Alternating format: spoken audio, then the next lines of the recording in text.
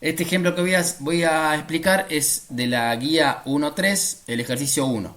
¿Sí? Que teníamos esto. Tenemos que calcular la cantidad de operaciones que se realizan en este procedimiento. Analicemos un poquito el código y lo primero que tenemos que ver es, bueno, ¿cuál es el dato de entrada? ¿Cómo hago para medir el dato de entrada? En los algoritmos de ordenación era un poco más difícil porque el dato de entrada tenía varias cosas. Tenía un arreglo y tenía un par de índices. Y el tamaño del dato de entrada lo calculábamos por la distancia que había entre el índice de la izquierda y el de la derecha, que nos indicaba el tamaño del fragmento de arreglo que yo quería ordenar. ¿Sí? En este caso es mucho más simple. Tengo simplemente que el dato de entrada es un natural. Así que bueno, el tamaño del dato de entrada es ese natural. Si ese natural es chico, va a pasar algo, y si ese natural es grande, va a pasar otra cosa.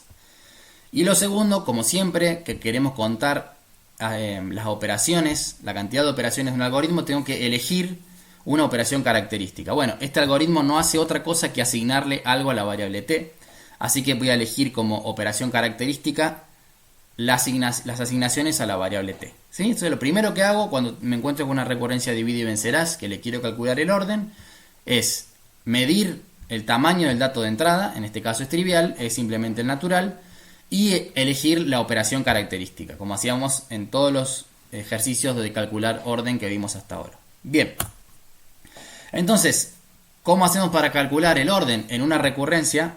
El segundo paso sería darnos cuenta que este algoritmo es efectivamente recursivo. ¿Cómo nos damos cuenta que es recursivo? Bueno, vemos que el procedimiento se llama F1 y que tengo dentro del cuerpo de vuelta una llamada ahora a F1, que es el mismo que estoy definiendo, pero con un dato más chico.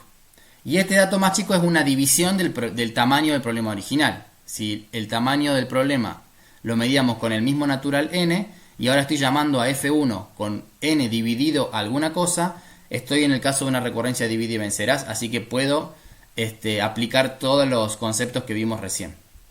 Bien, ¿cómo hago para calcular entonces el orden de una recurrencia divide y vencerás? Voy a definir una función a la que en este caso voy a llamar R para no confundirnos. R de n. R de n va a ser una función matemática que lo que va a calcular es la cantidad de asignaciones a la variable t que ocurren al ejecutar el procedimiento F1 con el dato de entrada n. Es muy importante que siempre que hacemos estos ejercicios definamos primero en palabras qué calcula la función matemática, ¿sí? Porque nos va a servir para ir razonando a lo largo del desarrollo del ejercicio. Bien, entonces tengo que tener bien en mente que esta función recursiva que voy a definir va a calcular esto. Esta función no es el algoritmo F1. F1 es un algoritmo que está escrito en este código, ¿sí? Es un programa que está escrito en este código. Y R va a ser una función matemática que va a contar la cantidad de asignaciones a la variable t que se van a ejecutar cuando yo ejecute F1 en un dato n. Bien, entonces voy a definir mi fórmula recursiva R para el dato de entrada n. Bueno, entonces lo que tengo que hacer ahora es recordar cómo contábamos operaciones. Bueno, tengo un if, así que este if me va a dividir a R de n en dos casos. Si se cumple el if y si no se cumple el if. En el caso que se cumple, tengo que n va a ser menor o igual que 1. Y en ese caso tengo 0 operaciones, porque no hay ninguna asignación a t cuando se cumple el if. Bueno, ahora pensemos qué pasa en el caso contrario. Cuando n es mayor que 1, tengo que analizar qué cantidad de operaciones hay en este bloque del código. Bien, y efectuamos el mismo procedimiento que sabemos efectuar desde la primera clase de la materia. Tengo dos for en una secuencia, así que va a ser una sumatoria más otra sumatoria. La primera sumatoria va desde 1 hasta 8, y ahora veremos cómo calculamos esto. Y la segunda sumatoria va desde 1 hasta n al cubo. ¿Sí? Bien, entonces, para el primer caso tenemos una sumatoria desde 1 hasta 8 y tenemos que contar la cantidad de asignaciones a t que hay en este pedazo de código que señalo aquí, en la llamada de F1 a n dividido 2. Bueno, pero acabamos de decir que yo estoy definiendo una fórmula recursiva R de n que lo que hace es contar la cantidad de asignaciones a t que ocurren cuando ejecuto F1 en el dato n.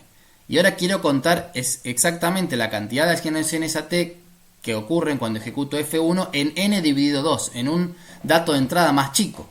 Y como estoy definiendo una recurrencia, puedo entonces deducir que aquí, para saber cuántas asignaciones a t hay en este pedazo de código, es simplemente llamar a R de vuelta, a mi función que calcula cantidad de asignaciones, pero en n dividido 2.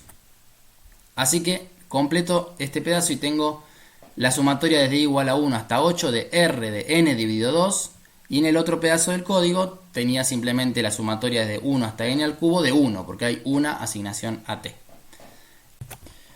Bueno, ahora simplemente resuelvo estas sumatorias y me va a quedar entonces que R de n es igual a 0 cuando n es menor o igual que 1. Y en caso contrario va a ser 8 por R de n sobre 2 más n cubo. Entonces ahora lo único que tengo que hacer para terminar el ejercicio es identificar los componentes a, b y el polinomio g que va a tener grado k. En este caso tengo que a es la cantidad de veces por la cantidad de veces que yo ejecuto la llamada recursiva y veo que es 8. B es en cuanto divido al n en las llamadas recursivas, es 2. Y k es el grado del polinomio que va a acompañar a la llamada recursiva. O sea, las operaciones restantes que yo efectúe en el caso complejo, además de hacer la llamada recursiva. Y en este caso es un polinomio de grado 3. Así que bien, acá ya tengo planteada, básicamente esta es la parte más importante del ejercicio, poder plantear esta recurrencia, que es una recurrencia divide y vencerás. El paso final es simplemente acordarnos esa tablita y comparar a, b y k.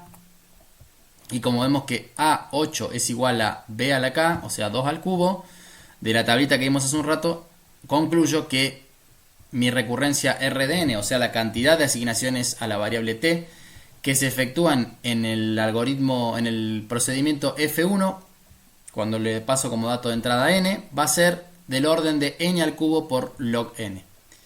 ¿Sí? Y bueno, y así terminamos este ejercicio. Les quedan en la guía varios más. En particular el ejercicio 3, que tienen que calcular una versión bastante rara de escribir de la operación mínimo. Ahí tienen un caso un poquito más difícil porque el dato de entrada no es un natural, sino que también tenemos que analizar cómo mido ese dato de entrada. Así que bueno, se lo dejo ese como ejercicio y nos vemos en la próxima.